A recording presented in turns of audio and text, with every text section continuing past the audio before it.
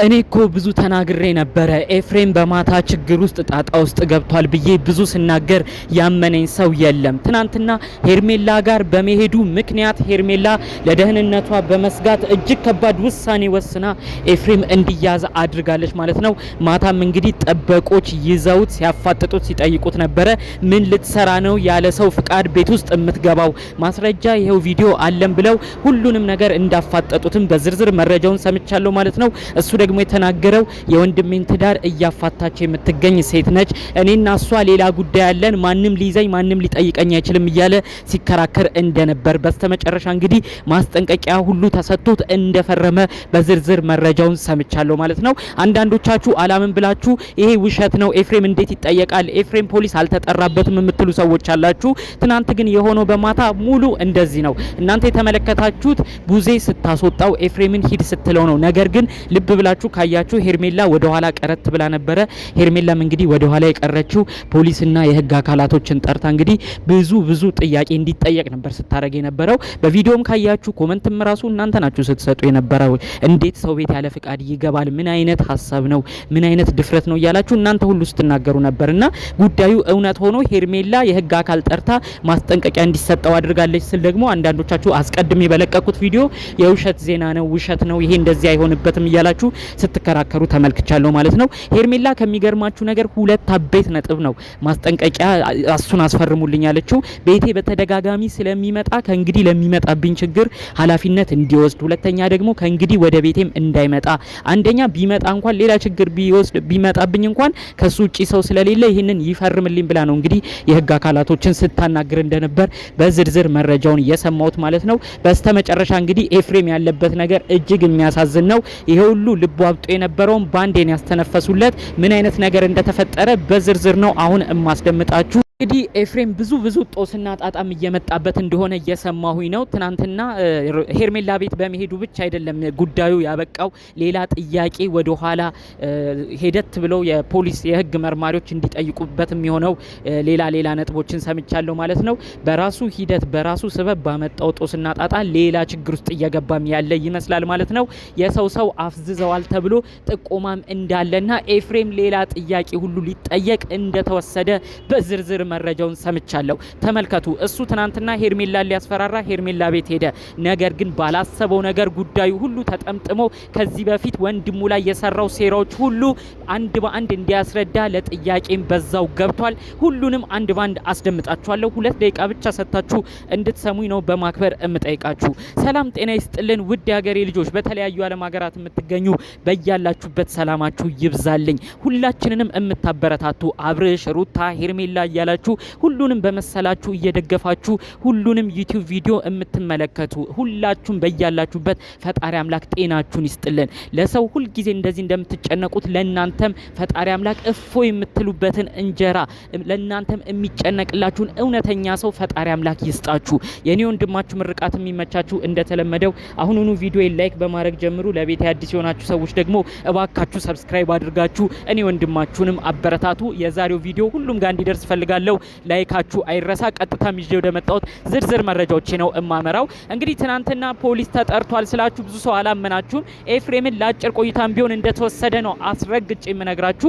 ትናንት የሰራው ነገር ወንጀል መሆኑን ታውቃላችሁና እንዴት ይሄ ነገር ውሸት ነው የምትሉ ሰዎች አላችሁ። ሄርሜላ ወደ ኋላ ቀረት ብላ ምንድነው ያደረገችው? ስልክ ደወለች። አካባቢዋ ለሚገኙ ኮሚኒቲ ፖሊሶች እንደደወለች ነው መረጃውን የሰማሁት።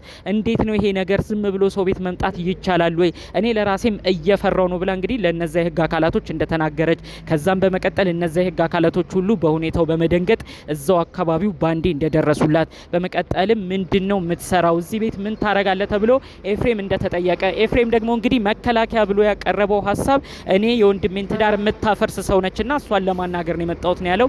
ነገር ግን ቪዲዮ ላይ ካያችሁ ሄርሜላም ያንን ቪዲዮ ሁሉ ስታሳይ ነበረ የተቀረጸውን።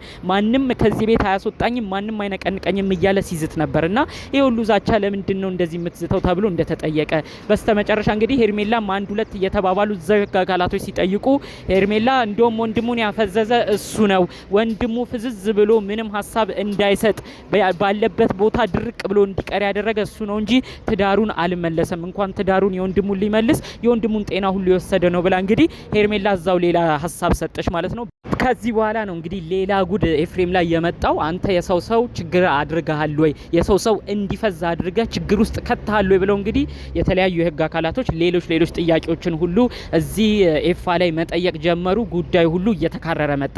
ተመልከቱ። መጀመሪያ ሊጠየቅ የሄደበት ጉዳይ ፖሊሶችም የወሰዱት እሱን ለምን ሰው ቤት ያለ ፍቃድ ገባህ ብለው ነበረ። ከዛ ግን ጉዳዩ እየሰፋ ሄዶ የሰው ሰው ሁሉ አፍዟል የሚባለው ነገር በድጋሚ ፖሊሶች እንዲመለከቱት ነው የሆነው። እንግዲህ አስቡት፣ ተመልከቱት እንዴት ነገሮች ሁሉ እየሰፉ እንደሚሄድ። በዚህ ጉዳይ ቤተሰብ ሁሉ ተጨንቋል። ወንድማችን ኤፍሬም ታሰረ ብለውም ማታ ተደውሎላቸው የተነገራቸው ሰዎች እንደተጨነቁም በዝርዝር መረጃውን ሰምቻለሁ። በአጠቃላዩ ግን አንዳንድ ጥያቄዎች ጠይቀውት ኤፍሬምን እንደመለሱትም ነው በዛው የሰማሁት።